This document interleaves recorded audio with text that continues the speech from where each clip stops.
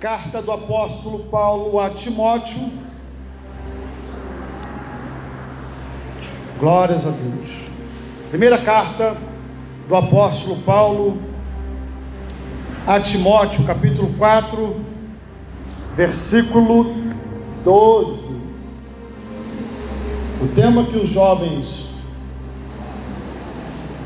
usaram é: seja diferente. Seja exemplo. Vamos repetir junto, irmãos? Seja diferente. Seja exemplo. Quem foi que escolheu esse tema? Quem é? Amém. Deus abençoe, tá, minha irmã?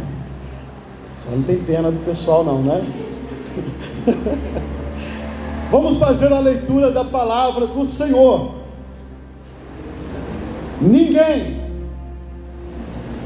o despreze pelo fato de você ser jovem, mas seja um exemplo para os fiéis na palavra, no procedimento, no amor, na fé e na pureza. Podeis assentar na presença do Senhor.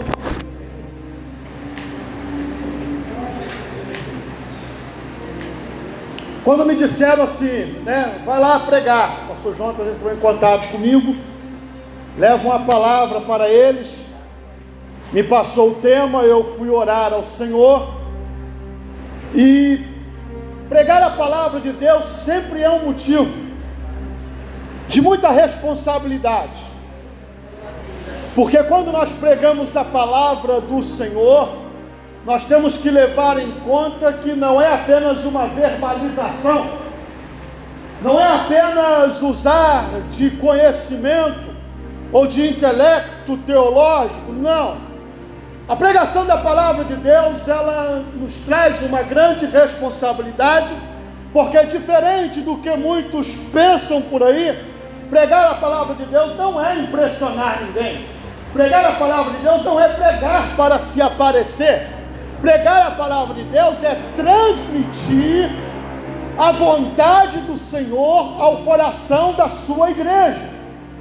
E ao pregador cabe pregar a palavra do Senhor, e a responsabilidade é grande, porque o pregador tem que viver aquilo que ele prega, porque senão ele é um hipócrita, ele cai no laço de Satanás, de ser encontrado, de ser achado um hipócrita. É por isso que a pregação da palavra de Deus é algo de suma importância e de suma responsabilidade. Não se pode, ou melhor dizendo, não se deve pregar aquilo que não se vive. Louvado seja o nome do Senhor. Revestido desse entendimento e dessa premissa, eu venho até vocês trazer da palavra do Senhor algumas considerações a respeito desse texto e compartilhar com a igreja alguma coisa que o Senhor tem colocado ao meu coração, principalmente o grupo de jovens. Nós sabemos que a carta do apóstolo Paulo a Timóteo é uma epístola pastoral, ou seja, é um pastor escrevendo a outro pastor. Algo que nos chama a atenção nessa epístola, além disso, é de que Timóteo era um pastor jovem, era um pastor que estava no ápice da sua juventude e já tinha uma grande responsabilidade em seu ministério, que era pastorear uma das igrejas mais importantes daquela época, que era a igreja de Éfeso. A igreja de Éfeso, como nós sabemos, foi uma igreja que foi fundada pelo apóstolo Paulo, debaixo de muito poder, debaixo de grande unção, e o que Deus operou na cidade de Éfeso, através do ministério de Paulo e daqueles que o acompanhavam, foi algo de extraordinário, porque na cidade de Éfeso era uma cidade conhecida pela feitiçaria, conhecida pelos cultos pagãos, de idolatria, de cultos à feitiçaria, magia negra. Então, quando Paulo vai para Éfeso, ele vai pregar primeiro na sinagoga. Preste bem atenção aqui. Paulo vai pregar primeiro para os judeus, e a Bíblia vai dizer que ele fica em Éfeso pregando na sinagoga pelo período de 3 meses. Não foram 3 dias, não foram 3 semanas, 3 meses. O apóstolo Paulo prega a palavra de Deus na sinagoga para os judeus. Pouquíssimo fruto ele obteve nessa iniciativa, porque os judeus estavam duros, os judeus estavam com o coração fechado para a palavra do Senhor. E algo aqui me chama a atenção de uma forma extraordinária, porque aqueles que outrora eles detinham consigo o privilégio de serem os representantes da palavra de Deus, ou seja, os judeus, o povo que era considerado o povo de Deus, agora são resistentes à palavra do Senhor. E naquela ocasião eles não queriam ouvir falar do Evangelho, e não queriam entregar as suas vidas ao Senhor Jesus Cristo. E Paulo fica ali 3 meses sofrendo, insistindo com os judeus, e eles não queriam saber da palavra. Aí Paulo tomou uma iniciativa: eu vou agora para o centro da cidade e vou pregar para os pagãos. Quando Paulo começa a pregar para os pagãos, quando ele começa a pregar para os gentios da cidade de Éfeso, algo de extraordinário acontece, porque as pessoas começaram a aceitar a palavra do Senhor e começaram a se converter aos milhares. Muitas pessoas começaram a entregar as suas vidas na cidade de Éfeso, que era uma cidade conhecida e famosa por causa do culto à deusa Diana, que era um grande templo, considerado uma das maravilhas do mundo antigo, e existia mais de 1000 prostitutas e prostitutos cultuais. Era algo grande, era algo de grandes dimensões. E é nessa cidade que o apóstolo Paulo, quando começa a pregar aos gentios, os gentios começam a se converter e entregar as suas vidas ao Senhor por causa do poder do Evangelho. Se aqueles que eram considerados como povo de Deus rejeitavam a palavra, agora estavam ali pessoas que eram considerados feiticeiros, idólatras, prostitutas, pessoas perdidas, começam a rasgar o seu coração, entregando as suas vidas nas mãos do Senhor. Aleluia! A Bíblia vai dizer que eles pegavam, você pode ler em Atos dos Apóstolos, do capítulo 16 ao 18, aleluia, no centro de Éfeso, na praça pública, as pessoas iam se convertendo, iam pegando os seus livros de feitiçaria, as suas imagens de escultura, todas as suas indumentárias, iam jogando em praça pública, e iam quebrando, iam queimando, e o nome do Senhor ia sendo glorificado. Uma grande obra, como Paulo vai dizer quando ele escreve aos Coríntios: uma grande porta se me abriu. É nessa igreja que o jovem Timóteo foi enviado pelo apóstolo Paulo para poder pastorear essa igreja. Uma igreja grande, uma igreja fundada no poder de Deus, na transformação. Pessoas que tinham uma vida pregressa, de prostituição, de feitiçaria, e agora impactadas, mudadas pelo poder do Senhor. Enfim, imaginem a investida de Satanás contra essa igreja. Imaginem a investida de Satanás contra aqueles que lideravam essa igreja, principalmente o jovem Timóteo. Grande era essa investida. A Bíblia vai dizer e vai nos mostrar Paulo fazendo várias admoestações, trazendo vários conselhos para o jovem Timóteo, e esses conselhos são conselhos aplicáveis para todos nós, para todas as eras, para toda a igreja, não apenas para pastores, mas são conselhos que são aplicados para todos aqueles que são crentes em Cristo Jesus, o nosso Senhor. Louvado seja o nome do Senhor Jesus. Nós vemos Paulo trazendo vários conselhos para Timóteo. Glórias a Deus. Um dos conselhos que Paulo dá a Timóteo, que eu gostaria de ler com vocês, é 2 Timóteo capítulo 2, o versículo 22, onde Paulo vai falar algo de interessante para o jovem Timóteo. Fuja dos desejos malignos da juventude e siga a justiça, a fé, o amor e a paz com aqueles que de coração puro invocam o nome do Senhor. Um grande conselho para toda a igreja e principalmente para a juventude, que deve se levar em consideração, é fugir dos desejos da mocidade.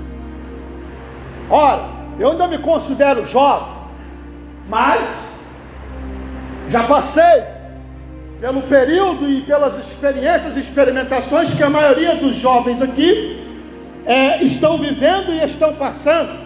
As questões dos hormônios, as questões dos desejos da carne, as questões das amizades e dos círculos em que se frequenta, é onde somos influenciados. Paulo vai dar um conselho. Quando Paulo vai falar assim a respeito de Satanás, a Bíblia, aliás, vai falar a respeito de Satanás em vários momentos. Paulo também vai dizer, ele vai dizer, resistir ao diabo. A Bíblia diz isso. Resista, enfrenta, permanece. Mas quando se trata dos desejos da carne, o conselho da Bíblia é foge. Nós vemos esse conselho sendo vivido de forma explícita na vida de José, quando ele estava na casa de Potifar, e a mulher de Potifar investe sobre José. A Bíblia vai dizer que ele foge. Ela agarrou ele com tanta força que as suas roupas ficaram na mão daquela mulher e ele fugiu nu. O conselho bíblico é foge, porque se tentar enfrentar os desejos da carne, se tentar, vou experimentar só um pouquinho para poder ver como é que é ou aonde isso vai dar, vai cair. Esse é o primeiro conselho para que nós possamos fazer a diferença. Como está ali, seja diferente, seja o exemplo. Ser diferente, apenas por ser diferente, não faz sentido algum. O ser diferente ali é justamente por causa do exemplo. Porque nós fazemos a diferença quando nós somos o exemplo para alguém. E quando nós somos o exemplo para alguém, isso só é possível se a nossa forma de viver, o nosso jeito de agir, o nosso modus operandi for diferente do que aquilo que a maioria entende que é o correto. Aleluia! O primeiro conselho aqui para nós nessa noite: foge dos desejos da mocidade. E todos nós aqui que temos um pouquinho só de idade, que já temos um pouquinho de experiência, já vivemos e já passamos e sabemos como é lidar com essas situações.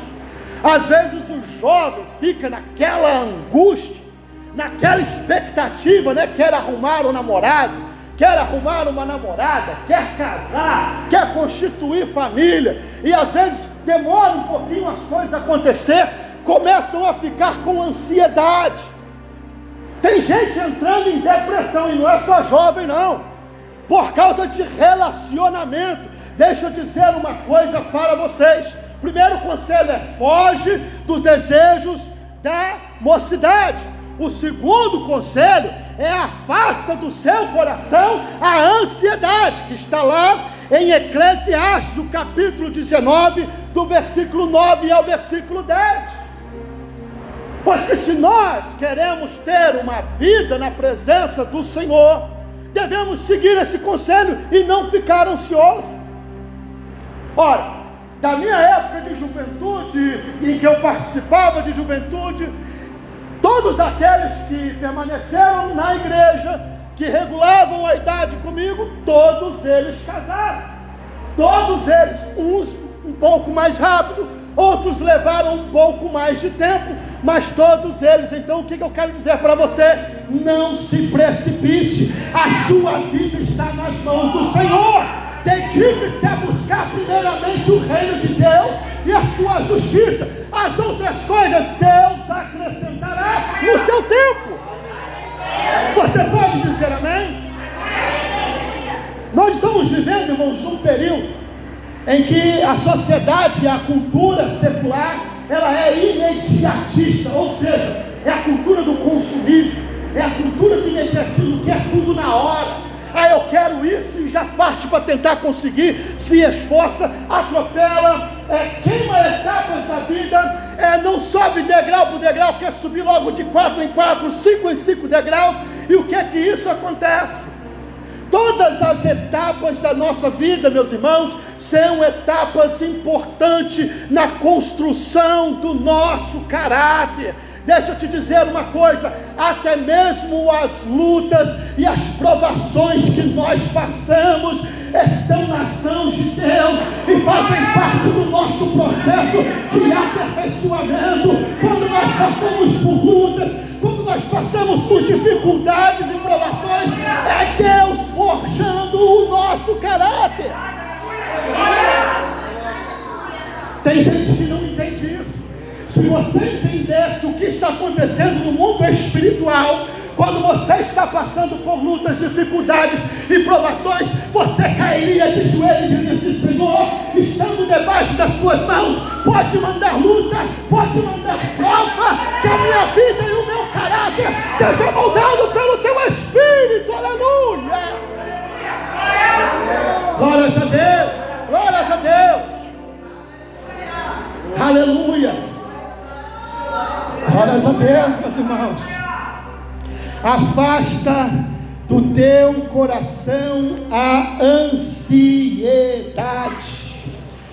Eclesiastes capítulo 11, versículo 10. Afasta do teu coração a ansiedade e acabe com o sofrimento do seu corpo, pois a juventude e o vigor são passageiros.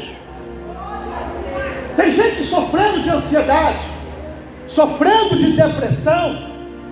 Sendo pastor, eu posso dizer, porque a gente faz gabinetes com diversas pessoas, e a depressão parece que é o mal do século realmente, pois as pessoas vêm depressivas, as pessoas vêm com níveis de ansiedade e acabam adoecendo, entrando em desespero.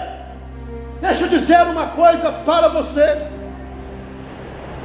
e esse é o mal que está cometendo demais a essa geração. Eu posso falar assim porque eu sou nascido e criado no Evangelho. Então eu tenho 39 anos, mas são 39 anos vividos na igreja, sob a influência do Evangelho, sob a influência da palavra. E eu lembro que na minha época de juventude não tinha espaço para sofrer de ansiedade, porque nós éramos criados e ensinados a ter uma vida de oração, a ter uma vida de consagração. Nós íamos, orávamos no monte, nós tínhamos propósito, nós fazíamos campanha de consagração, e nem passava pela nossa cabeça a preocupação de relacionamentos, de buscar namoro, de buscar um casamento. Não, a nossa vontade, o nosso desejo é estar no centro da vontade do Senhor.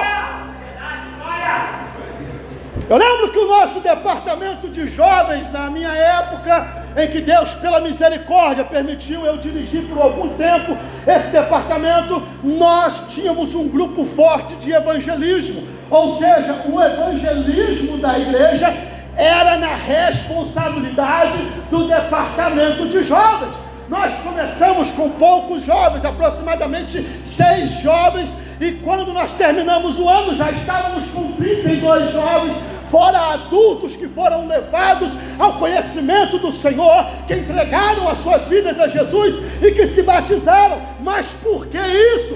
Porque o nosso foco não eram as preocupações dessa vida, o nosso foco era buscar a Deus e estar no centro da sua vontade. Se você quer ser diferente, como está proposto aqui no tema, tem que haver mudança. Não pode querer fazer a diferença vivendo a vida como o mundo vive. E isso aqui é uma coisa interessante, serve para toda a igreja, preste bem atenção. Nós somos chamados para sermos diferentes. Jesus disse: vocês são a luz do mundo, vocês são o sal da terra, chamados para ser diferentes. E ser diferente, o nome já é implícito, é ser diferente, é não ser igual.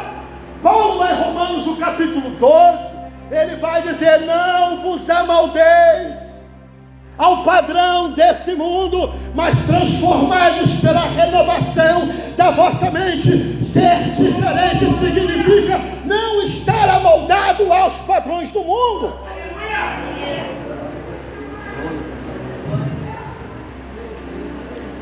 Graças a Deus que aqui todo mundo é crente, todo mundo é cristão, fiel ao Senhor, mas eu vou falar de pessoas que a gente ouve, a gente conhece por aí.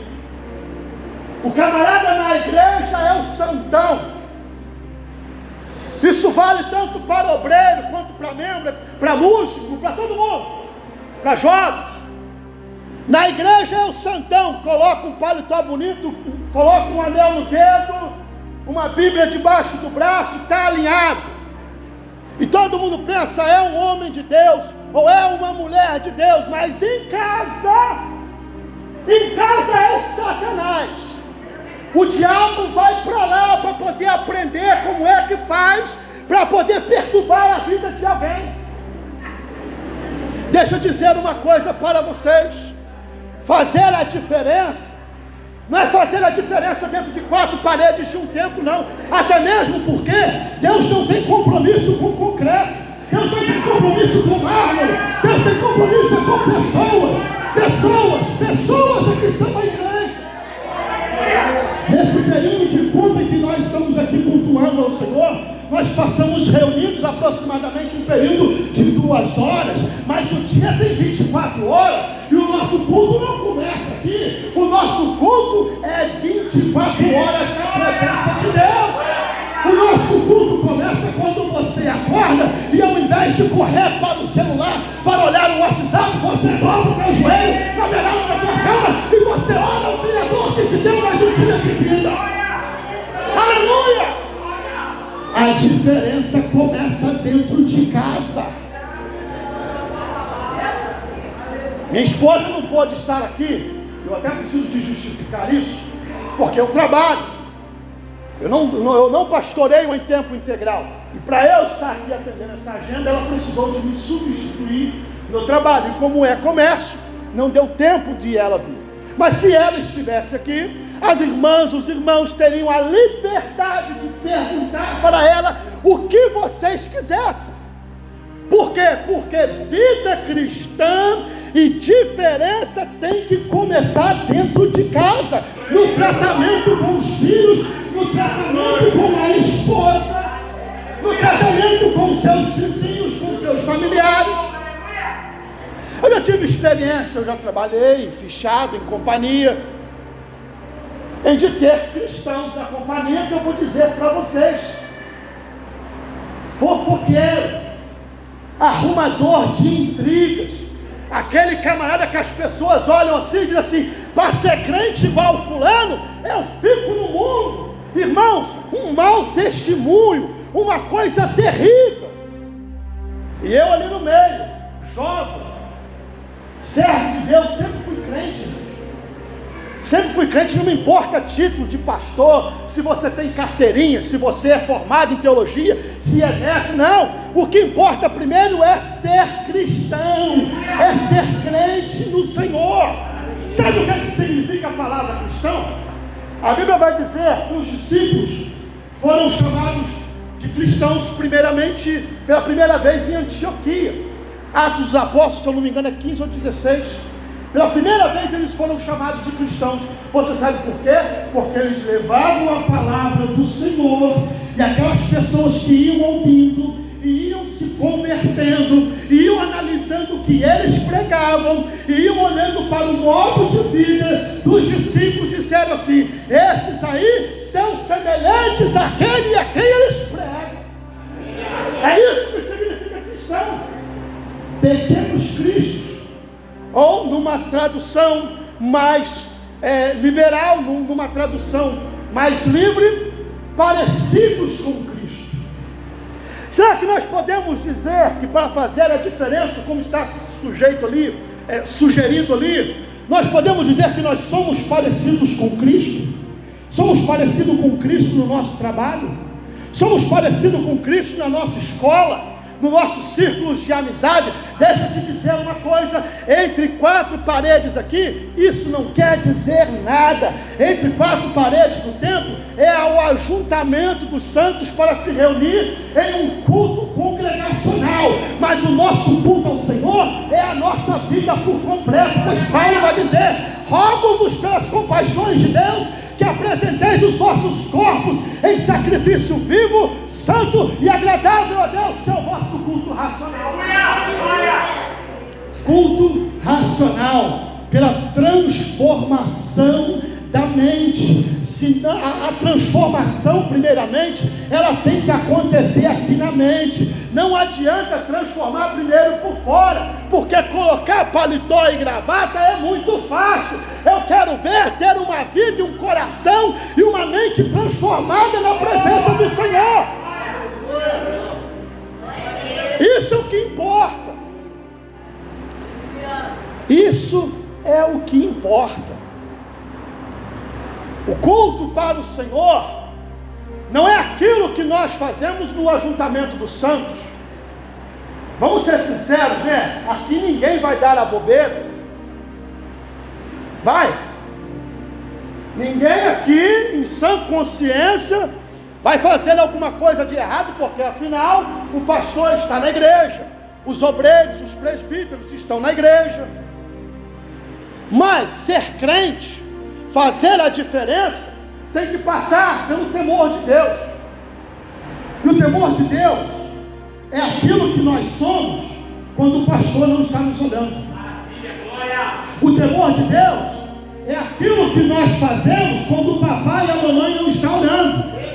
Temor de Deus é aquilo que nós fazemos, é aquilo que nós agimos e falamos quando a nossa esposa não está perto, quando o marido não está olhando. Temor de Deus é aquilo que você sente no fundo da tua alma, que ainda que você esteja longe do pastor, longe do pai, longe do cônjuge, o Senhor está perto de nós.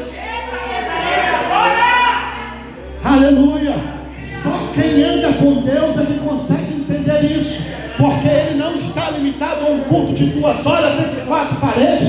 O culto dele e a vida dele é 24 horas por dia. Aonde ele vai, aonde ele anda, com quem ele se relaciona, aleluia, ele sabe que Deus está presente. Glórias a Deus. Afaste do coração a ansiedade. Só tem um jeito de afastar a ansiedade. Afastar a ansiedade é entregar os seus caminhos ao Senhor e confiar nele.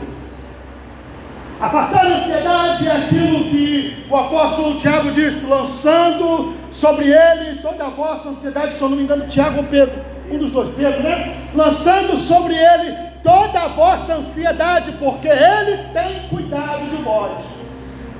Lança sobre Deus. As pessoas que têm me procurado com ansiedade, com depressão, o aconselhamento primeiro que eu dou para eles é: ore. Mas não é aquela oração de fariseu, não. É oração de publicano. se abra com o Senhor. Quantas pessoas se abrem com um amigo ou com uma amiga, mas na hora de orar ao Senhor não consegue se abrir? Deixa eu te dizer, o Senhor nosso Deus é o nosso melhor amigo. Deus nos conhece melhor do que qualquer outra pessoa. Você tem um amigo que te conhece melhor do que um conhecido. Você tem o seu pai ou a sua mãe que te conhece melhor do que um amigo. Aos que são casados, tem o cônjuge que te conhece até em determinados momentos da vida melhor do que o pai e a mãe. Mas ninguém conhece você melhor do que você mesmo. Mas tem alguém que te conhece melhor do que você mesmo. E esse é o Senhor nosso Deus, que nos sonda e nos esquadrinha até mesmo os nossos rins. Glórias a Deus. Deus nos conhece melhor do que nós mesmos. E quando nós entendemos isso, nós descansamos no Senhor.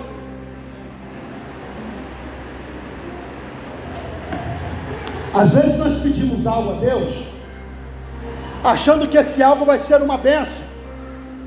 Ei, Deus sabe de todas as coisas. Um dos atributos de Deus é a onisciência, que é o poder de saber todas as coisas. E por que Ele sabe todas as coisas? Ele sabe todas as coisas porque Ele decretou todas as coisas. A ordem do mundo está nas mãos dEle, e nada acontece fora do seu poder, da sua vontade. E às vezes nós pedimos algo a Deus e Deus não concede, porque Deus conhece o nosso coração. Há pessoas que têm o desejo de enriquecer, e às vezes até falam assim: se eu fosse rico, eu ia ajudar a igreja, eu ia ajudar os missionários, eu ia ajudar a obra do Senhor. Mas Deus sabe que se você enriquecer um pouquinho mais do que você é, você vai desviar. E Deus, para salvar tua alma, te deixa na prova. Falo por experiência, irmão. A pessoa anda a pé, ou às vezes tem só uma bicicleta, passando aquela vida de prova. Aí as coisas melhoram um pouquinho, o camarada compra um carro. Cadê ele no culto de domingo? Está na praia, foi para o shopping, agora quase não coloca a cara, quase não aparece na igreja. Deixa eu te dizer uma coisa: às vezes a luta vem sobre a nossa vida e é melhor viver debaixo de luta. Se isso significa estar nos pés do Senhor, então vivamos debaixo de luta, vivamos debaixo de provação. É melhor passar aperto na presença de Deus do que ter todo o conforto e riqueza longe na presença. Glória a Deus. Muitos não entendem isso, meus irmãos. Muitos não entendem esse mistério do Senhor e ficam vivendo uma vida depressiva, de ansiedade, porque quer ter as coisas. Deixa eu falar uma coisa: quando a gente morre, a gente não leva nada. Fica naquele desespero, perde noite de sono, e briga com a mulher, briga com o marido, e aquele desespero. Nós temos que nos preocupar, não era em ter, nós temos que nos preocupar em ser, fazer a diferença. Está ali, ó. Ser diferente pelo exemplo. Glórias a Deus. Paulo vai falar a Timóteo, e aqui eu estou dando alguns conselhos. Eu fui lá em Eclesiastes, porque esses conselhos também são para jovens.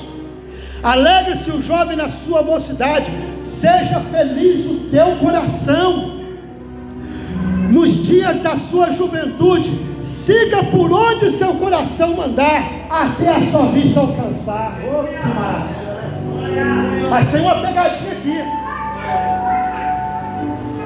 porque alguém pode dizer assim: opa, então eu tenho que fazer o que deseja o meu coração? Maravilha, então eu vou me esbaldar. Não. Versículo seguinte vai dizer assim: Deus o trará a julgamento todas as coisas que nós fizermos. Deus trará a julgamento. Então, por que Ele diz para nós sermos felizes e fazer aquilo que o nosso coração mandar? Ei, está falando de alguém que vive a vida na presença do Senhor. Quando nós vivemos a nossa vida na presença do Senhor, o nosso coração não é um coração mundano, não é um coração ímpio, mas o nosso coração pende para a vontade do Senhor. Aleluia! É como o apóstolo Paulo vai dizer: já não vivo eu, mas Cristo vive em mim. E se Cristo vive em mim, Ele é o dono do meu coração, é o dono dos meus anseios e dos meus desejos. Então, façamos o que o nosso coração, na presença de Deus, deseja. Glórias ao Senhor. Aleluia. Louvado e engrandecido seja o seu nome. Em Provérbios capítulo 4, versículo 23, para que nós possamos fazer a diferença, o sábio vai dizer assim: de tudo que se deve guardar, guarda o seu coração, porque deles procedem as entradas da vida. De tudo que se deve guardar, guarda o coração, os seus desejos mais íntimos, aquilo que está no âmago da sua alma, guarde o coração. Juventude, se guarde. Estamos vivendo na época do imediatismo. A cultura secular mundana está aí tentando nos levar, tentando nos ludibriar. Hoje já acham que é uma coisa normal os jovens, aqueles que namoram, e até quem não é jovem, manter relações sexuais fora do casamento. Deixa eu dizer uma coisa: Deus não está nesse negócio. Deus nos chamou para fazer a diferença. Se guarde, saiba esperar. As relações sexuais são uma bênção de Deus, mas é para o casamento, é para dentro do casamento. Mas a cultura mundana diz que se você se permanecer virgem até determinado momento, você é careta, você é quadrado, você está perdendo tempo na sua vida. E não, isso aí é cultura satânica, é a cultura do mundo. O crente que está em Cristo Jesus é uma nova criatura, e ele vive a sua vida para agradar a Deus e não para agradar os homens. Quer fazer a diferença? Guarda o seu coração. Quer fazer a diferença? Está namorando? Se guarde até o casamento. Quer fazer a diferença? Você que já é casado, seja fiel até a morte. É para ser diferente? Então é para agir diferente. Não é para agir como o mundo age. Glórias a Deus. Eu vou ter que acelerar um pouquinho aqui, porque a hora está voando. O quinto conselho aqui, para quem quer fazer a diferença: permaneça na palavra. 1 João, capítulo 2, versículo 14, a segunda parte. Jovens, eu lhes escrevi porque vocês são fortes, e em vocês a palavra de Deus permanece, e vocês já venceram o maligno. Glórias a Deus. A palavra de Deus está em vocês. Ora, para fazer a diferença, tem que estar vivendo a vida segundo a palavra do Senhor. E aqui entra uma outra questão importante, não apenas para jovens, mas para toda a igreja. O nosso manual, a nossa regra de fé e de prática é a palavra do Senhor. Aleluia. Para que nós venhamos a viver segundo a sua palavra, nós temos que buscar o conhecimento nela. E como que se faz isso? Lendo, estudando, participando da escola bíblica dominical. Quando os pastores e obreiros estiverem pregando, preste atenção na palavra. Hoje em dia as pessoas erram porque não têm o conhecimento. A Bíblia vai dizer: o meu povo perece por falta de conhecimento. conhecimento na palavra do Senhor. Deus nos deu a palavra, olha que grande honra, nós temos a palavra do Senhor conosco. Quantos aqui já leram a Bíblia toda?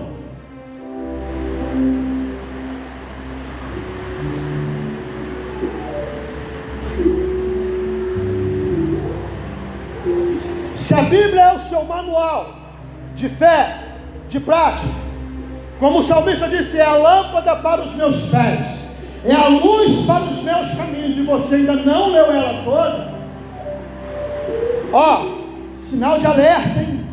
Alerta vermelho, porque o que é que está te guiando? É a novela das 8? É o Big Brother, esses programas que passam na televisão? É o que é que está te guiando?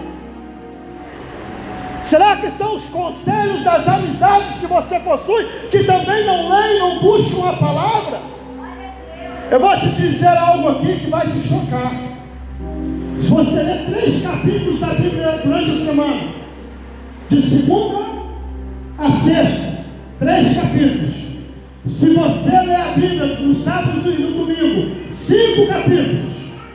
Sábado e domingo lê 5, cada dia. Durante a semana lê 3 capítulos. Você lê ela toda em um ano.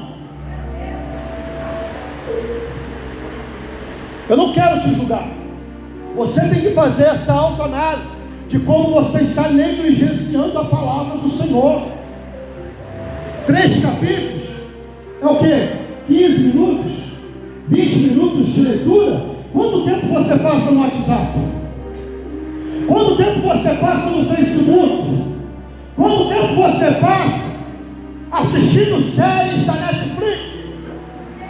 Quanto tempo você perde em redes sociais e em outros tipos de entretenimento, mas não perde 20 minutos na palavra do Senhor?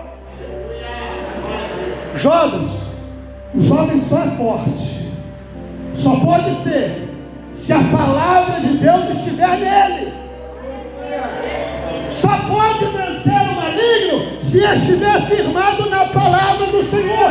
Do contrário, não vai conseguir vencer. Do contrário, vai viver dando cabeçada. Do contrário, vai viver aí com a vida sofrendo de ansiedade, batendo cabeça, sofrendo, fazendo más escolhas. E depois que faz as más escolhas, faz a escolha errada, se entrega por um momento rápido, quase piscar de olhos. O pecado é silencioso, parece ser gostoso, parece ser bom, atrativo, vem sorrateio, como sapatinho de algodão, como alguns dizem por aí. Mas deixa eu te falar, a consequência do pecado é barulhenta, é dolorosa, e ela vai te seguir, e em muitos casos por toda a sua vida. Eu preciso te dizer isso porque são conselhos para a sua vida prática, para que você saia daqui, o seu culto não termine quando o pastor impetrar a bênção apostólica, mas o seu culto a Deus continue, para que a sua vida como um jovem que vive a palavra de Deus e que está na presença de Deus e que é uma nova criatura, não se encerre esse processo quando o culto aqui terminar, mas a tua vida segue. Quando você sair pela rua, quando você chegar em casa, quando você chegar no trabalho, ei, fazer a diferença através do seu testemunho. Eu estava lá na minha companhia Sangoban Canalização em Barra Mansa. Tinha mais ou menos na época 1.500 funcionários. Trabalhávamos fazendo aqueles tubos para a SEDAI. Muita gente ali. Eu jovem, tinha ali uns 22 para 23 anos. Crente, sempre crente. Crente do Senhor. E era muito calor na área. Imagine 70 graus de temperatura dentro de um galpão. mexíamos com ferro líquido, era muito quente. E um dia o maquinário quebrou, a linha de produção parou, todo mundo correu para a sala de máquinas porque tinha ar-condicionado. E ficamos ali esperando, até que voltasse o trabalho. Ali dentro, alguns colegas de trabalho pegaram ali uns baldes, algumas latas, e eles mexiam com um negócio de escola de samba, e era época de carnaval, então eles começaram a bater naquelas latas ali, e ensaiando os refrãos das músicas que eles iriam se apresentar no carnaval, e eu sentado lá no meu cantinho, e eles batendo, e até que batiam afinado, né? Na lata e tudo, e cantando, e de repente eu falei assim: vocês estão cantando bem. Tinha mais de 30 pessoas dentro daquela sala. Vocês estão cantando bem, afinado. Será que se eu puxar uma música aqui, vocês conseguem acompanhar? Puxa aí então. Ó, com cego andei e perdido vaguei. Mas eu acelerei um pouquinho, eles lá no ritmo da batida. Longe, longe do meu Salvador. E eles puxando, foi lá. Cantei. Acabei de cantar e falei assim: irmão, puxa outro. Então vamos lá então. Longe do Senhor andava no caminho de horror. E eles no ritmo de samba. Aí daqui a pouco apareceu mais dois irmãos lá. Entraram, viram que eu estava cantando e fizeram coro. E entraram. Começamos a cantar. E cantando corinhos, eles pediram: puxa outro. Aí um setinho da harpa. Era um pecador, andava sem Jesus, não tinha esperança. E na batucada, cantando. Então, o negócio estava cantando para o mundo, agora eu estou cantando para Deus. Ué, fazer a diferença? Não é? Para fazer a diferença? Glória a Deus. Aí a sirene da empresa tocou. Área de produção, vamos voltar. Todo mundo corre. Vamos voltar para os postos de trabalho. Quando eu saio da sala, veio um companheiro de trabalho: irmão, vem cá. Tirou o capacete, lágrimas descendo nos olhos, e disse: ora por mim. Eu sou desviado e quero voltar para o Senhor. Aleluia! Irmãos, fazer a diferença é estar com Deus, seja onde você estiver. Aleluia! É fazer a diferença, é no momento oportuno. Não é se aparecer, não. É glorificar o nome do Senhor através das nossas vidas. Porque Jesus disse: você não pode pegar a luz e colocá-la debaixo da cama ou debaixo de uma mesa. Tem que pôr no alto para iluminar a todos que estão no recinto. Assim resplandeça a vossa luz diante dos homens, para que vejam as vossas boas obras e glorifiquem o nosso Pai que está no céu.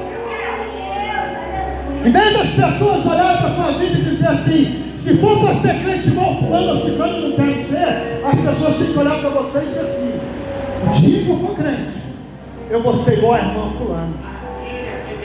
Um dia que eu for crente, eu vou ser igual o irmão ciclano. Fazer a diferença. E quando nós fazemos a diferença, até quem não é crente dá testemunho da nossa vida. Glórias a Deus. Temos que estar na palavra, viver a palavra do Senhor. Nós temos aqui alguns exemplos de jovens que fizeram a diferença, foram o exemplo em seu tempo. E além de tudo isso que eu já falei para vocês aqui, eu já vou encerrar. Tinha algo que chamava a atenção. Eu vou dar aqui alguns exemplos, como por exemplo, José. José, quando foi vendido para o Egito, na verdade para uma caravana de ismaelitas que o levaram para o Egito, ele tinha aproximadamente 17 anos. Alguém aqui tem 17 anos? Tem? Não? 18? 19? Menos? 15? 14? José tinha aproximadamente 17 anos quando ele foi vendido. Preste atenção comigo aqui. Foi levado para uma terra estrangeira. Chegou lá e não conhecia o idioma. Longe da vista do pai, longe da vista da família, afastado do culto familiar, vendido como escravo. Pense na situação desse jovem. Quando tudo cooperava para que desse errado na sua vida, ele é vendido, ele chega na casa de Potifar, que era um oficial do faraó. E ali ele tem uma oportunidade de crescer, pois ele começou a governar a casa de Potifar. Mas alguém entendeu que por ele estar nessa posição, ele deveria dar alguns favores a mais. A mulher de Potifar investe em José, jovem, forte, bonito. Ele foge dela e ela fala uma mentira. Deixa eu falar uma coisa que abriu um parente. Nós precisamos tomar cuidado com aquilo que nós ouvimos.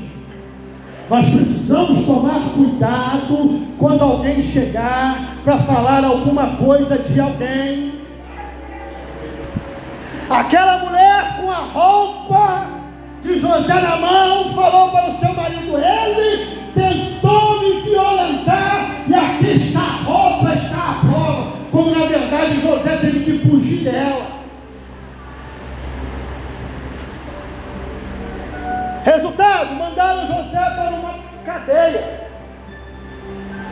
Tenta imaginar uma época em que não tinha direitos humanos. Os escravos já não valiam nada, né? Era só o preço mesmo do serviço. E um escravo agora considerado um infrator é mandado para a cadeia. Vocês imaginem o que ele passou ali, longe da família, longe do pai, sozinho. Sabe o que fez a diferença na vida de José? É que ele era cheio do Espírito de Deus. Glórias a Deus. Vieram provações terríveis sobre a vida dele.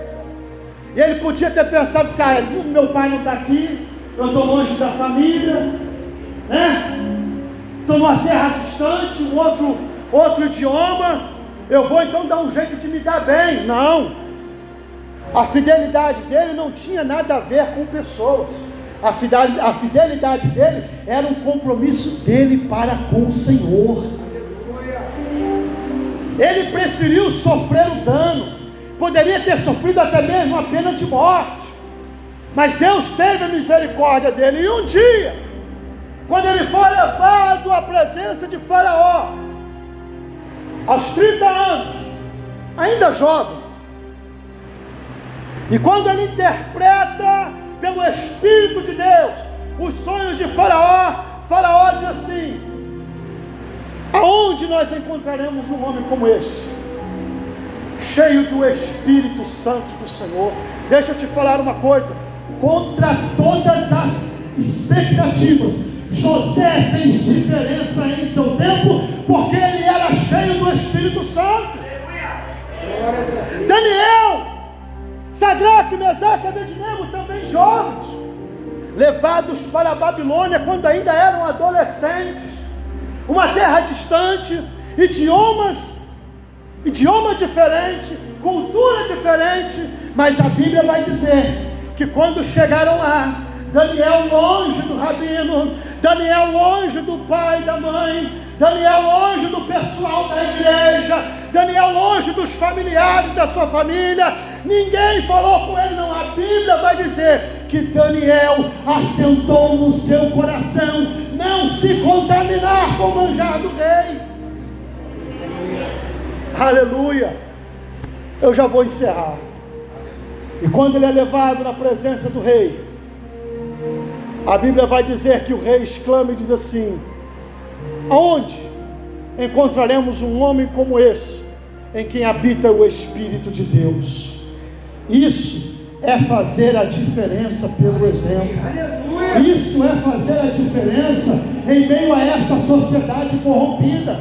Glórias a Deus. O apóstolo Paulo, aleluia, vai dizer aos Efésios capítulo 5 e o versículo 18, para nós fazermos a diferença, meus irmãos, nós não podemos nos contaminar com vinho, não podemos nos contaminar com vinho em que há contenda, nós temos que nos livrar disso, de contenda, de mexerico, de fofoca, de disse-me-disse, mas enchei-vos do Espírito Santo de Deus.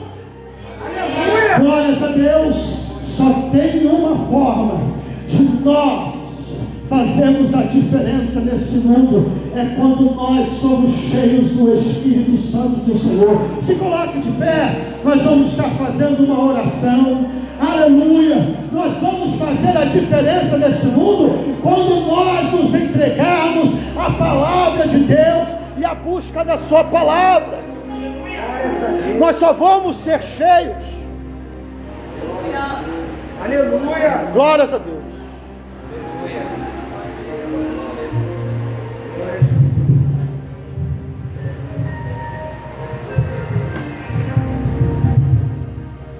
Nós só vamos ser cheios do Espírito Santo quando nós entendermos que o lugar que nós devemos estar não é aonde nós queremos estar como seres humanos. O lugar que nós devemos estar é o centro da vontade do Senhor, é o lugar que o Senhor designou para nós, que Ele nos chamou para estar no centro da sua vontade, para fazer a diferença numa geração que está perdida, numa geração que não tem os conceitos da palavra de Deus, mas nós podemos trazer esses conceitos através do nosso testemunho de vida, da pregação da palavra e cheios do Espírito Santo do Senhor. Que Deus possa continuar falando ao coração de cada um de vocês. Aleluia, que vocês possam sair daqui, aleluia, entendendo que o primeiro lugar que vocês têm que fazer a diferença é dentro da casa de vocês. Honra teu pai e tua mãe, aleluia, respeite o que eles dizem, as ordens que te são passadas. Vocês que trabalhem, honrem, respeitem o seu patrão, no seu trabalho. Você, aleluia, que frequenta algum círculo social, seja crente em qualquer lugar, independente do que eles dizem ou do que eles acham. Você é de Deus, você é cristão e seu testemunho te acompanha. Deus está com você, aonde quer que você ande, aonde quer que você chegue, para fazer a diferença. Para que eles possam olhar para você e ver o brilho do Espírito Santo de Deus na sua vida.